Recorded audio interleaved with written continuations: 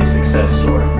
But when I get there, I don't want to be taxed. I don't want the government to take all my money. that's why. I'm counting on you. You can vote, and I can. My future is in your hands. And the responsible vote Is for John McCain. And Sarah Palin. Keep our dream alive. So we can be like Joe the Plumber.